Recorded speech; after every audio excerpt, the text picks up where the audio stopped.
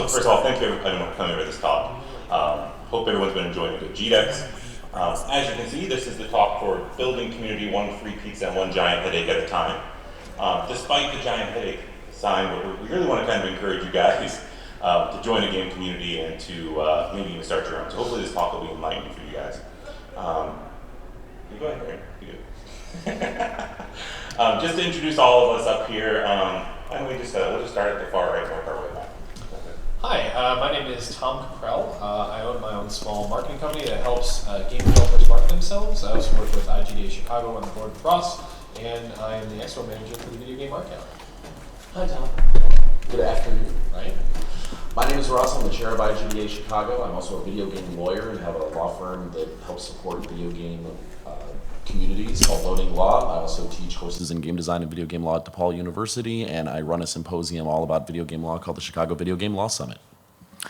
Hey everybody, my name is Clayton Belcher. I'm one of the dudes behind the company Jelly Crouton Media. We make a couple games. I'm also on the board of IGDA Cincinnati with Andy and Branden, and I teach new media at the University of Cincinnati. Hi, I'm Branden Middendorf. As Clayton said, I'm also on the chair of the IGDA Cincinnati chapter. I'm a motion designer and technical artist, and I work at a marketing firm in Cincinnati. He's also overqualified. And needs coffee. I need more coffee. And I'm Andy Yetter. I'm also, as I mentioned, I'm part of the board at IGDA Cincinnati. I'm the owner of Barrington Innovations, my little game studio, and I won a little tabletop award one time. But then I saw all the letters under Ross's, so I figured I needed to give myself some letters. So Yeah. All those my letters don't award-winning mean anything. tabletop It's game just designer. alphabet soup.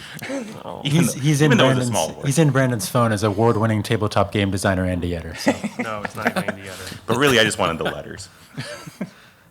All right. All right. So let's jump into the meat of it. So a lot of you guys are here, and like this is kind of a game dev community anyway. But I think one thing just to kick this off with is, what does a game dev community actually look like, and what it is it that, when you think of it, what is it that you envision in your head? Like, what's the thing you're looking for when you think of a game dev community? We are not a cult, Well, just to put that out there. That's not what we are.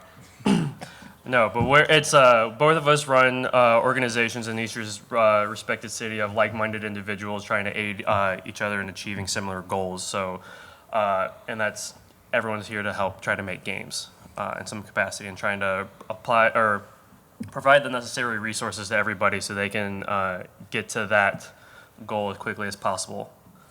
So Branden, what would you say is what like when you think of a game dev community, what do you want out of it? Do I want out of game development? I want it's just a group of people being able to share resources and experience and being able to answer any questions for anyone else new to the community. Just everything. Okay. No, it's not everything, but that's just a small portion. Any other? Are we going down the line of what we think? It's more- can you guys hear everybody okay? Are we talking into our mics enough? Oh, sorry. Yeah. Cool. Perfect. Can the camera guys hear us pretty well? Sweet. Fantastic. Anything else to add to that, anybody? What does community mean to you? To me, it means free pizza and one giant headache. No, it doesn't. You're not wrong. You're not wrong. Branden hates that line. No, it's a chance to make really cool stuff together for me.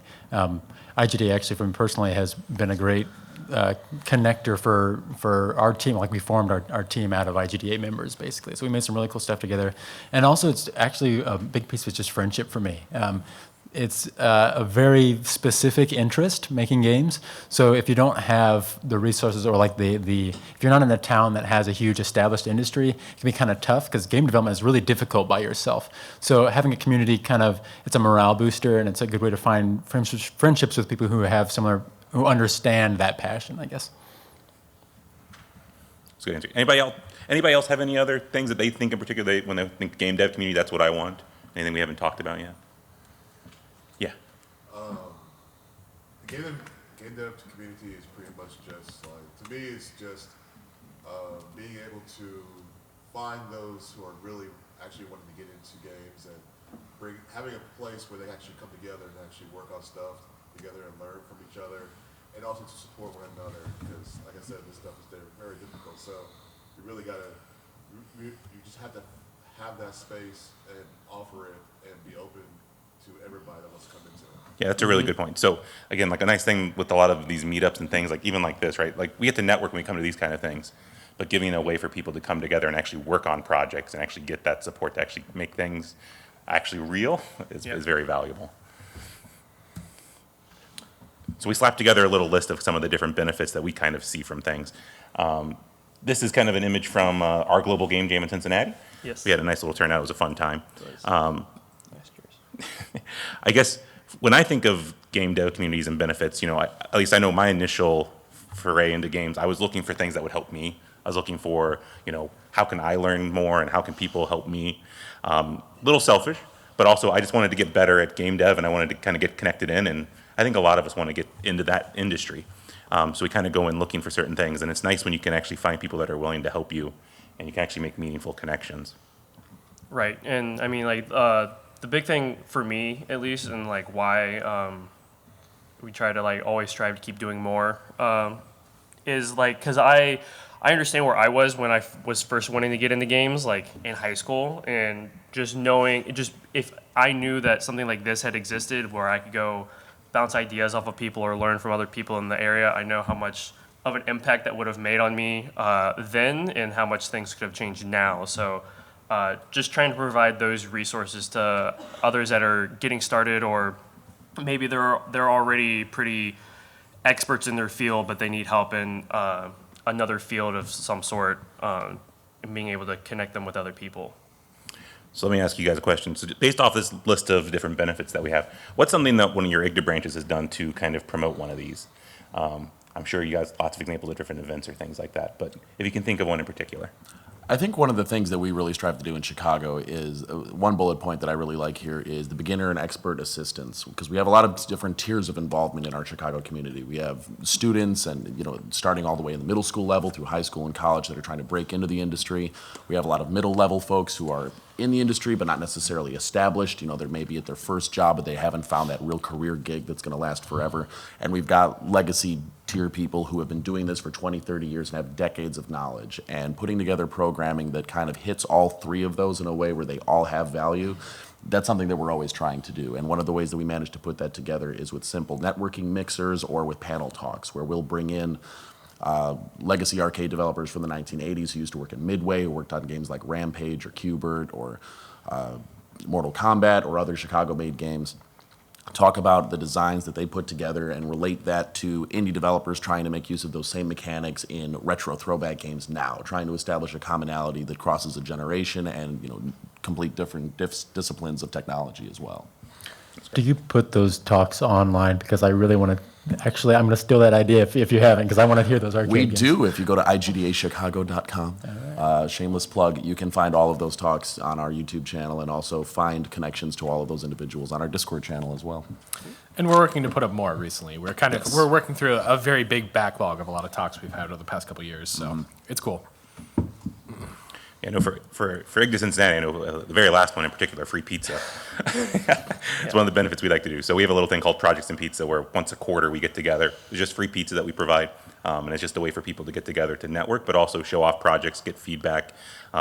Gives a nice little check-in, right? Because like we're all working on projects, it's really easy for people to kind of go off and just disappear working on their own things. So it's nice to kind of give everyone a chance to get pulled back into the community, show some progress they've made, get everyone pumped up, and keep going back out into the world. Well, I think too that speaks to the communality of food too, right? As silly as it sounds, where people are like, "Oh gosh, but we hold," you know, every time we put food at an event, everyone comes. But really, I think it helps kind of helps people get to know each other, and it's kind of something that people are used to doing, right? You sit down and talk to other people. You can sit next to people you don't know. It's a great excuse to come and get stuff done. And as silly as it sounds, there is a real benefit to that. And I know every time we're doing events, especially longer events, when we have food, that's when people are breaking from their projects, coming to talk to each other. It's funny how something that small can make such a big difference. For sure. All right, so how can you find a community? Sorry. Yeah. So whether that is a game development community or otherwise. So some of the best ways of what we utilize to try to get ourselves out there, so other people who haven't yet engaged the community can come find us, is Biggest one, just because of their SEO stuff, is using Meetup. Just because if you search game development community in Columbus or Cincinnati or Chicago, like Meetup's going to be the first one that's going to pop up every time, and that's the best way to just find what sort of events that we're putting on. All of us have active Facebook groups to have engaging communities, or we're posting resources and links and stuff like that. We've been on Twitter all day talking about GDEX and stuff like that. So, what do you guys use anything else to? GDEX, Yeah. events, go to events. You just kind of have to touch on every form of social media. I mean, we started with a website, we expanded that to Facebook, we expanded that to Twitter. This year, we've started getting a lot more active with Slack and our Discord channel. We've been trying to go out to conventions like this one and kind of connect with people one-on-one. But finding a community, it might not be an isolated community. You kind of have to cast a wide net, because a lot of folks that we run into in Chicago are like, I really love games. I want to be an indie game developer. And it's like, that's really cool. We know indie game developers. You also might want to talk to venture capitalists and startup incubators and talk to what I like to call the TED Talk or like entrepreneur crowd, because they might help you with different aspects of your games. You also might want to go and talk to artists or musicians or go see bands. Games is such a diverse discipline and form of media that brings in all these different careers and different types of people. It's not just one community, it's dozens of communities that all overlap. It's just a multi-Venn diagram of things.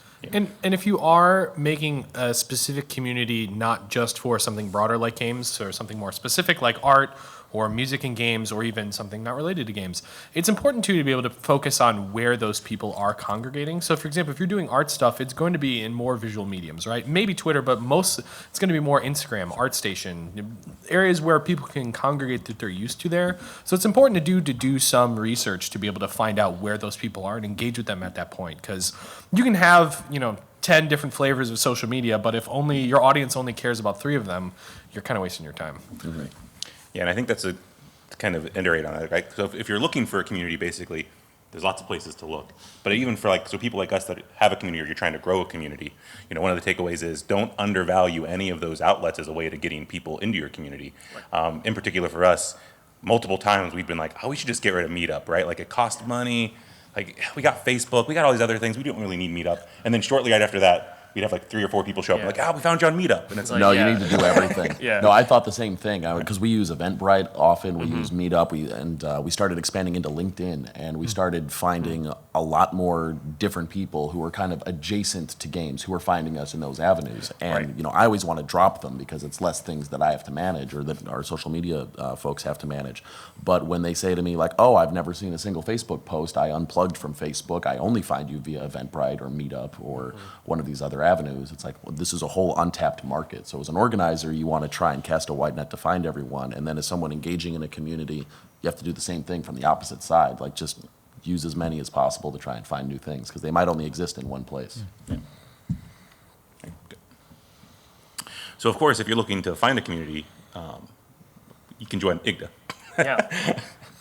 We have to mention it, because I think it's also something where we've just seen so much value in it ourselves, right? I think just to kind of give you a little bit of my anecdotal story, the first meetup group I found for game development in Cincinnati was pretty bad, and it was just some guy just kind of got together with a couple other people, and it was great that they were meeting, trying to kind of progress their own kind of interests. But then when we found kind of our IGDA group, I think that's when things really, it was just interesting, like, to kind of find a much broader network there. Because the nice thing about IGDA is, like, again, IGDA's at all sorts of events. It's all sorts of college campuses. It really kind of helps integrate you to a lot of different places. Get you started. Andy and I went to GDC a couple of years ago, and we were there as IGDA volunteers. So we were running the booth, and the sheer number of business cards and people I talked to, because I was connected to this organization, it would have been like a fraction of that if I had been there independently. So it's just like an automatic built-in, hey, this is what we're trying to do, and everybody's all there at the same time. So it's easy access to everybody, I guess.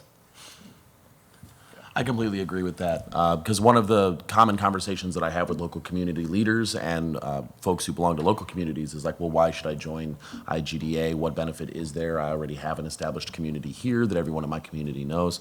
And something that I always say to them that's been one of the biggest benefits for me in joining IGDA and why I am so involved in the Chicago chapter is because it takes your community internationally. It takes it to other cities. It's an easy icebreaker where you can walk into a completely different city, a completely different room where you don't know anyone, and they've heard of IGDA. So you can say, I'm from IGDA Cincinnati, I'm from IGDA Chicago, and just establishing that commonality of a larger organization is like, oh, I know IGDA, I dig with what they do.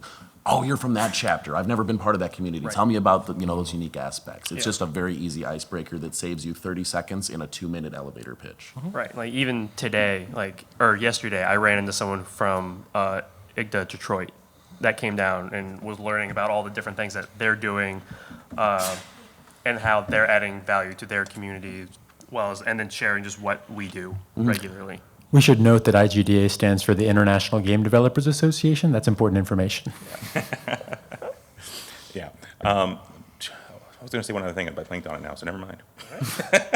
But there's a bunch of really cool benefits of just being an IGDA member, whether that's getting discounts or being able to volunteer at big industry events or even software that they've partnered with various companies for, so you can just kind of get it at a little bit of a cheaper rate. Actually, even there's have- insurance too. Yeah, I was gonna say they even have insurance. So But they're also a part of a bunch of other big organizations with GDC. Global Game Jam was an affiliate of IGDA before they started taking that on. The previous executive director from IGDA was Kate Edwards, and she's a big proponent of the Take This Foundation. They've partnered with Unity, and there's a lot of good work that they do with the Games for Change organization as well. So that's just kind of like a little bit of just some of the stuff that IGDA touches on internationally. But what if you don't have a game development community in your city, or maybe it's 3 hours or something like that for you to go to like the next closest zone? It's like, well, so what do you need to do in order to start building a community? It's like, and it's to start an IGDA chapter. That's what you should do. Yeah, so I think when we talk about building a game, how many people here are kind of in a boat where they're interested in starting their own game development community around them? See a couple people? Okay. Because it's kind of daunting, right? Like, you're like, how do I just suddenly let everyone in my immediate area know that I want to work on games with them? And some things are easier than others. And I think trying to build something from the ground up can be a little daunting. So hopefully some of the advice we can give is kind of how we engage in our communities. Right. And maybe that can translate over to some success for you guys as well. Yeah. You should tell them about Mega. Yeah, that's connected. Yeah. First, just like going off the slide with just Meetup, like if you do go through and start your own community, that sends a message out to everybody on Meetup that has checked as a similar interest in games. So they will get an email when there's a new games-related Meetup that comes out. So then they're just aware that that is something that you've started in your area. But collaborating with other communities is also a great way of just like finding people of like-minded interests just to show up to different meetups, whether that's both other communities in games or otherwise. I head up a Mega Cincy event, so we put together just a big networking thing at the beginning of December, and we do it in May, so we do it every 6 months. But we do it with IGDA Cincinnati. We get the motion designers group and animators and musicians and all these other groups that are in town. I think the newest one we just added was a voiceover group that just started up in Cincy. But we all just meet up at a restaurant downtown, and everyone just kind of gets to talk with everybody of different skill sets and just kind of get different projects off the ground that way. And I think there were several people who came up to me like afterwards and like, I'm starting this new project with this person that I met here, or I got a new freelance gig from this guy that I met. So just doing different collaborations like that, especially getting off the ground, is great. But even with game development related stuff, like I share Chicago stuff, I share Columbus stuff, I share Louisville and Lexington stuff whenever we do, just because there's knowledge like all over the place, and just kind of sharing is like, hey, this is what they did, check out this sort of thing. So, And if you seek out already established communities directly in game development that are nearby, in quotes, it may be that you find people, not that you want to poach from other groups, but you may find people that are closer to where you are, so you can kind of help the communities help each other by like becoming a little polyp almost that branches off into its own thing.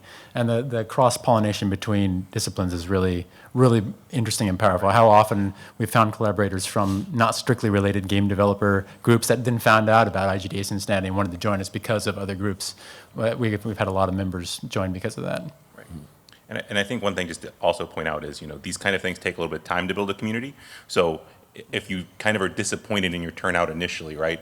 Again, news just doesn't instantly go to everybody in your community right away. Sometimes it takes time. Like, people might not be searching every single day for where's my nearest communities, but kind of that persistence and having regular events in a regular schedule, I think you'll eventually see growth and it snowballs. Right. Yeah. No, I remember when IGDA was just like 4 people or something like that, and 2 of those were organizers. So it's just one of those things, just kind of staying consistent, even if it's just something as simple as we're just meeting up somewhere and not doing anything special, just making it a networking scenario is always beneficial.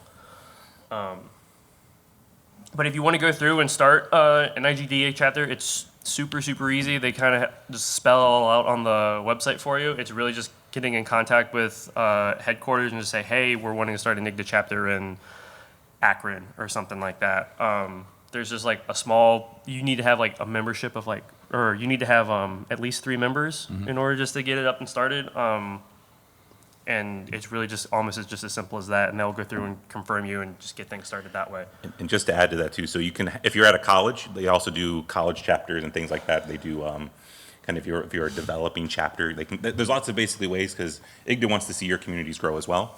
So there's lots of different ways that they can kind of support you depending on what your situation is. All right. All right. So now you've decided you wanted to make a community. And now you're going to have a lot of mistakes and problems because you never made a community before. Right. Wrong, because you came to this talk. And you're going to learn all the things that not to do. Yeah, so it's like, especially just being a community organizer, some people are like, oh, well, why did you do it at this place? I'm like, well, there's a lot of thought into why I did it at this specific location. So like, it's just like some of the pitfalls is like you have to try to figure out what's the best location for what we're wanting to do. It's like, well, I know that a lot of our community members are in college or they're in high school and they're wanting to be active in the community. I'm like, all right, well, I can't do it at a bar every night, so I do it at this restaurant instead. Or like, why are we doing it with this college rather than this college and stuff like that. There's always a slew of bad eggs, which they just kind of come and go. Like you kind of have to deal with that the best that you can. Don't ever be deterred when there's only 2 other people that show up to your meetup. Just keeping it consistent and just kind of talking about it with other communities is always just a good way to get people from others just to help make it grow. And cost. Sometimes you don't know who's going to pay for the pizza that day. And alligators are not members.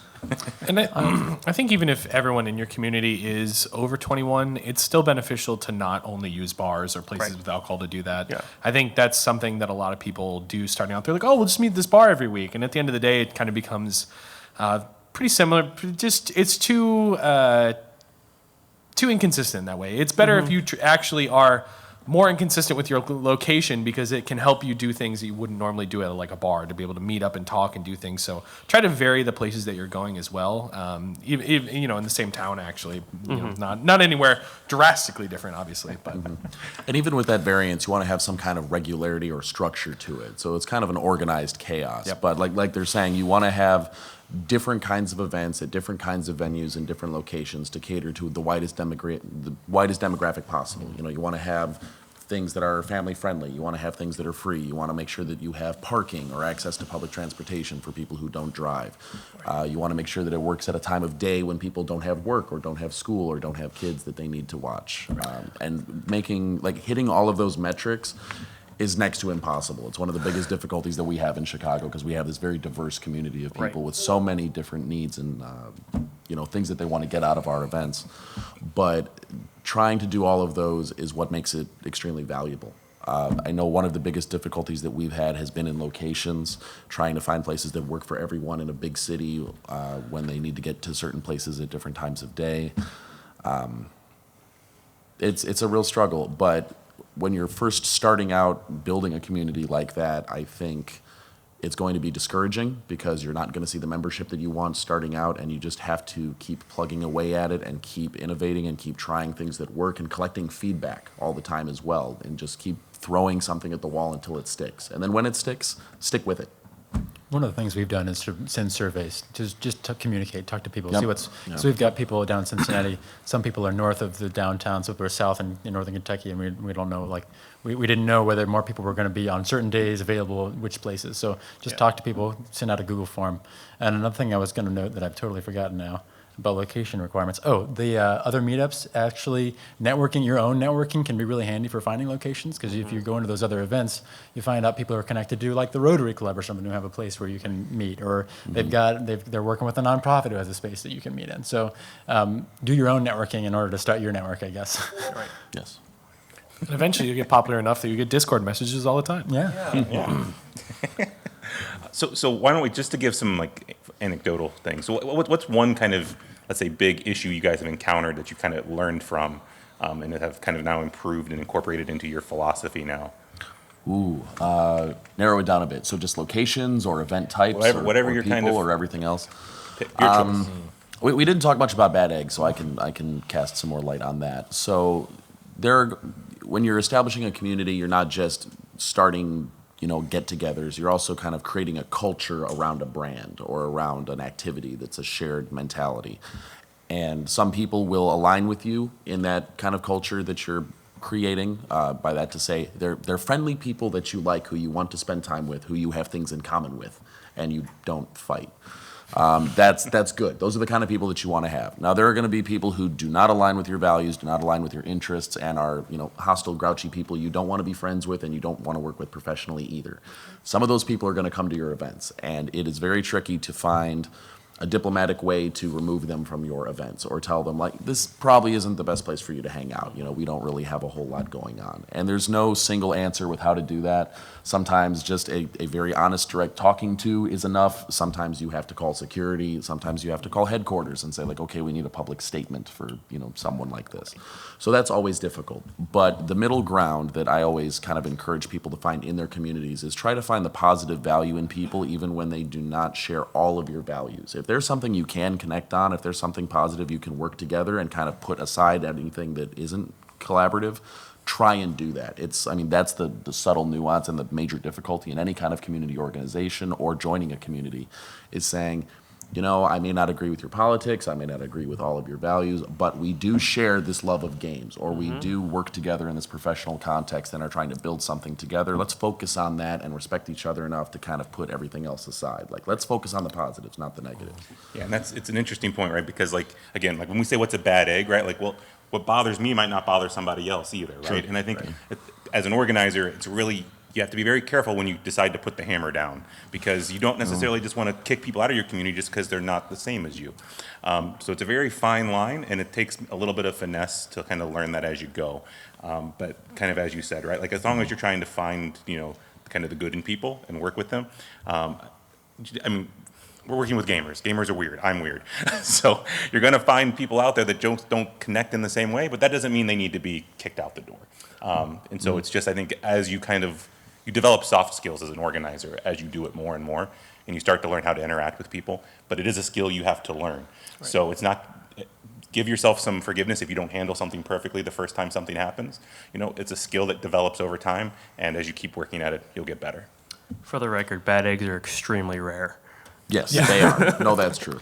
And it's not always like, I don't know what someone pictures in their head when we say bad egg, but it's a broad spectrum of different kinds of people. Right. It's not hostile, angry, screaming people at your events. It might be someone who has special needs that cannot attend a particular kind of event that you're having for one reason or another. If you're hosting an event at a location that isn't handicap accessible, for example, next month you might have to have it somewhere else so that someone can come.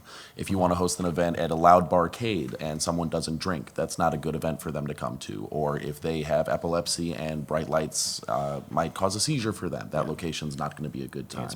There's nothing wrong with that, and that's part of why having diverse events helps include more people than exclude people. To add something to what Andy was saying about building those soft skills, I think unfortunately one of the realities of being an organizer is that sometimes you just have to be the buffer. It's if you can handle it creatively or smoothly, that's good. But sometimes it's just part of being a leader is that you're the person that has to sort of cushion everyone from the certain behaviors, I guess. So kind of along these lines, basically what we're kind of hitting at, and maybe this is something easier for you guys to think of as you're kind of organizing events and whatnot, but it's kind of boils down to removing barriers, right? Your people that attend your events, a lot of them want to be involved in communities, but they don't come. And the question is, what stops them from coming, right? Is it the location? Is it the noise? Is it the person who's out there that they really don't want to talk to? Go ahead and get to the next one here real quick. So we just kind of engineer a couple different common holdups that people have, right? So meeting times, is it too soon? Is it right after work? Is it something where it's like a dinner time? This is where we found like with projects and pizza, it was super helpful. Maybe not so much just because, oh, free pizza, but because now people that come don't have to worry about dinner and they actually kind of are freed up mentally. That's a barrier that's no longer in their way. And for some people, that's enough for them not to come. So kind of identifying these barriers, I think really helps, you get more attendance. And sometimes it's common sense stuff, but, and sometimes like you personally, if you're an organizer, you're obviously super passionate about games. So some of these barriers aren't really barriers to you. You're like, oh, I'll skip a meal. I want to go to an event. But some people are not going to be that way. So you got to realize that everyone's going to be at a different place and everyone's going to have kind of a different tolerance level for what makes it just right for them to come in the door.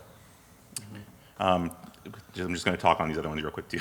So like anxiety, don't know what to expect, too much pressure. Right? Like I think a lot of new people, like especially when we create events now, we try to go out of our way just to kind of explain what the event's going to be, so people know what to expect coming in. Because if you just say it's a meetup, come. Yeah. Some people are going to be like, I don't know if I want to do that. And I think it's the same thing with atmosphere, right? Like, what am I going to be walking into? Is it going to be a bar? Is it going to be noisy? Is it going to be, just kind of a lecture? Like, what am I walking into, and how can you basically communicate that to people? And I think recognizing that it's not going to be for everybody, right? And you can do the next one. No, this is fine. So again, it's a diverse crowd, right? We got a whole diverse amount of people, and that's what a gaming development community is. Not maybe always Mario's and Luigi's, but you actually, not everyone's going to have the same level of comfort for the same kind of events, and just realize that that's okay. But that's why we kind of rotate things around and we try and change things up, because you want to make sure that if you're trying to build a big community, realize that just one event's not going to be it for everybody. All right, yeah, we're gonna try and get through this because we want to get to questions and stuff like that. So whether it's starting your own community or you just going through and joining one, don't go alone. Please don't take swords. But just attending to some is always beneficial, and always just go with friends that have similar goals, because it's both easier for you to go with someone that you're already familiar with, and it's also good for the organizer to have people bringing friends there, so they have more people that show up. The biggest piece of advice, if you're wanting to do your own community, is just never assume anything. Like, always ask questions, whether that's for surveys, for trying to figure out what your community is more interested in, or reaching out to any sort of company for sponsorship. Just don't assume like, oh, they're not going to be interested in us. It's like every time I say that to myself, it always comes back in my face, and they are always interested in helping out in some capacity. Can't hurt to ask. Yeah. And also, I think, as far as attendance goes, too, one of the best ways to determine what kind of community you want to create is to go to a lot of communities, right? Go around and participate in a lot of different kind of events, maybe in events that you might not be as interested in. Get a feeling of what those feel like. Understand what the organizers are trying to do. Read more of their descriptions. I think that's one of the best ways that I've found to be able to do that as well. So it goes hand in hand. Right. Like, gosh, I mean, I couldn't tell you how many different meetups just so I can just show up, see how they're doing things, and attract new members that way. I think we are at questions now. If anyone has any questions on anything, if anyone's interested in the IGDA, or looking, if you're in the area of Chicago or the Cincinnati area, be sure to come find us in some capacity. And if anyone has any questions, we will gladly take them. Yeah. What kind of time commitment do you guys think in each of your lives do you spend? That's a really good question. A lot. A lot. So I think it depends on, again, what's the size of your community. Yeah, I think it comes down to size. and how ambitious you want to be in your scheduling, right? Like, so IGDA Cincinnati has grown quite a bit over the past few years. We're over 500 members on Facebook now, and it just kind of keeps growing. And so we we try to commit to doing 1 or 2 events a month now, and that keeps us pretty busy. Again, that's why it's helpful to have at least 3 people in your IGDA organization, because then we can kind of help share the load a little bit. Right. In terms of like actual numbers of time, I'd say I easily spend probably 4 hours a week, we'll say. Again, that's not terribly crazy. It depends if there's a big event coming up, though. Like Right. when Global Game Jam comes up, we end up spending a lot more time. Yeah. Yeah. It just kind of depends on what the next meetup is, and then how far in advance are you willing to plan. So there's times where I'll have things planned up to 6 months in advance, and whether that's me reaching out to people for speakers and workshops, or just planning out how we're going to tackle certain events that we're going to do. I don't know if I can put a number to how much time I put into it sometimes. For me, it's a lot, but the advice that I always have on this front is just to share the load with as many people as you can. Yes, You need 100%. to have 3 people on a board for a IGDA chapter, which is just a president, a treasurer, and a secretary. But that's not to say that you can't have a 10-person board and 30 volunteers. Right. And just make it very simple. So I know for me, it's a lot of delegation. A lot of times there are things where I'm like, okay, I can absolutely do this, but I need to delegate this out because there are other tasks that only I can do that I need to be focusing on.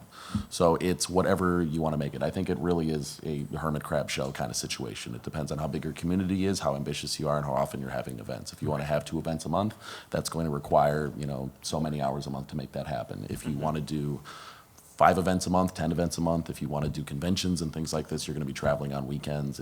You can bite off as much as you can chew. And just to add to this, because I think this is also sometimes a danger, don't get too ambitious. Like, realize the realities of your community size, right? Like, don't be like, oh, I'm going to go rent out this hall and I'm going to invite all these people. Like, if you don't have a community yet, you don't have a base, you might just be setting yourself for a huge disappointment, and you don't want to do that. So kind of still work within the reality that Go ahead and try and set up events, but just in terms of the size of those events, make sure that you're sizing that appropriately. Is it going to be the best for you to start your own game jam, with the university, even though you've never done anything before? So just feel it out, and I think that's just mainly don't bite off more than you can chew. Yeah. Do you have any other questions? Yes. What's the best way to reach the universities and schools? Do you go directly to the students, or do you go to the professors and they go through that part process? We typically try to go through and reach out to the professors who have a similar class structure already in place that is related. And if we have a hard time doing with that, we try to reach out to the student orgs or members. And then typically we can get in that way. And then once we get to kind of talking about them, what our goals are and stuff like that, I don't think we've ever reached out to a college that wasn't willing to do something with us. You'll find with a lot of universities that there are requirements. They often have to have faculty directly involved for reserving spaces or communication and mediation. Just go to their website, find department heads, go to events that they're hosting, the university's hosting. Go from there. Once you have connection with students, you can kind of do, marketing of a sort, but you probably want to start with, I would recommend starting with the faculty and staff. I think there's a lot of points for entry. I think that you could get to, it's whoever has green light authority, but you can get to that person a lot of different ways. So a leader of a student organization is a great way to do it. Literally finding a professor there who knows who that person is good.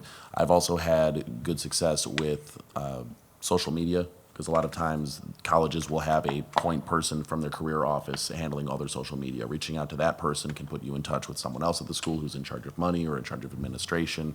So filtering down or filtering up, there's just a lot of ways to get there. And it's different in every school. Some have a very clear methodology in place where they're like, this is the contact form you need to fill out to do anything. Some have no idea how to do that. And you're talking to 9 different people before you finally find someone with the authority to actually do something. It's everything. It's everything at once. And I think the main thing is, with professors, again, it's nice because you have someone that's going to be there for a while. And so you can develop a relationship that's going to give you a long-term footing. In the past, we've worked with some students, right? And students, they're students. They can be flaky sometimes. They have other commitments. They have other things. So especially as you're just trying to get a foothold, sometimes trying to use a student's a little shaky. So that's why we tend to prefer professors and stuff like that, because they're committed. They're going to be there for the long haul. Yeah. And they tend to also have a vested interest in their students, developing. Right. Yeah, I mean, we work with the University of Cincinnati, and we do our global game jam there each year, but we also come in the summer and we help give talks for their summer camp programs when they do a course on games. So it's kind of like a benefit for both of us that way. So, but yeah, does anyone else have any other questions on anything? All right, cool. Thank you guys very much. Oh, Oh, oh. You guys ever figured out if there's a Columbus chapter? There is not. There It's is COG. not a Columbus IGDA yet, but there is. But they do have COG, which is the Columbus Game Developers Group, which is they have a booth over here. They're on the opposite side of us. We're working on it. We want them to be an IGDA chapter, just so then we can have more in Ohio. But yeah, no, there's so many game development communities that are in the area. That's really surprising. I mean, there's, I guess there's Chicago, Cleveland, Columbus, Cincinnati, and then there's a Louisville and Lexington one as well. And I mean, those aren't all IGDA groups, so they're just communities in general. Is the Ohio State one an official IGDA? There's UGDA, which is OU. Yeah. Okay. So yeah, and then there's a handful of other college or student chapters as well. So Shawnee State has a good one, and yeah. There are with IGDA, there are two different types. Well, there's more than two different types, but there are student chapters and there are professional chapters and then special interest groups. So there's a number of routes to go. If you're interested in a specific area of game development, you can look at those or start one. Or if you're just looking for an area, if you're a student, then go to the student chapters or the professional chapter. Professional chapters kind of encompass everything. So a couple avenues to go down. And just as a final thing, I just want to make sure I say before we close things, is, again, you are your game development community in a sense, right? Like, there's not going to be a magical day in the future where you get a letter saying, congratulations, welcome to the games development industry, right?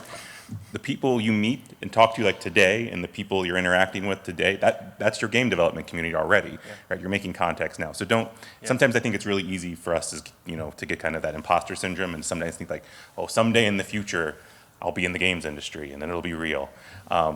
But you're in it now. You're at a game convention. You're talking to game developers. You're in a community now, and so don't take that for granted. yeah, cool. Can we put our Oh, personal? I got one more. Yeah. Okay, so do you have any advice for younger members who want to start a community but don't see a community in their area and then feel like they don't have the clout to try to start a community? Like, do you have any advice on where to reach out? So I don't think you should ever be held back by not feeling like you have enough experience, or because honestly, what you're really going to find, right, is you're going to find other people that also don't really have a lot of experience, and it's great to learn together, right? It's almost less pressure to learn together, but even outside of that, I wouldn't let anything, I think what you'll find is that people are going to still be, no matter what, willing to help you, like depending on where you're at, right? Like, feel free to reach out to any of us. More than happy to help. I don't think you'll find, though, that people, how can I put this? There are going to be some people that aren't going to want to join because they're not going to see a benefit to it, right? And so your early community might be a little bit different, but as you grow, I think you'll see things change. And I think that's just the reality of it. But don't let that deter you either, right? If you have questions about starting your own thing or anything else, make sure you reach out to us. So we had our email or websites up earlier, but I want to make sure you get our stuff too. So you can reach out to us. I assume that's all Twitter for all of us. But get a hold of us some way. We're willing to answer more questions or help out with starting a new chapter or new group. Right. But Also, I just updated my Twitter. It's now Hyperion Tom. I forgot to update it on the slides. So you can find me at Hyperion Tom. Thanks. anyway, but I think we are out of time, and if anyone else has any other questions or wants to talk about community stuff, you can find us over at the IGDA and IGDA Chicago booths on the show floor. And we'll stick around here for a couple minutes too. That too. Cool. Thank you. Thanks, All right, guys. thank you guys. Thanks for coming, everybody.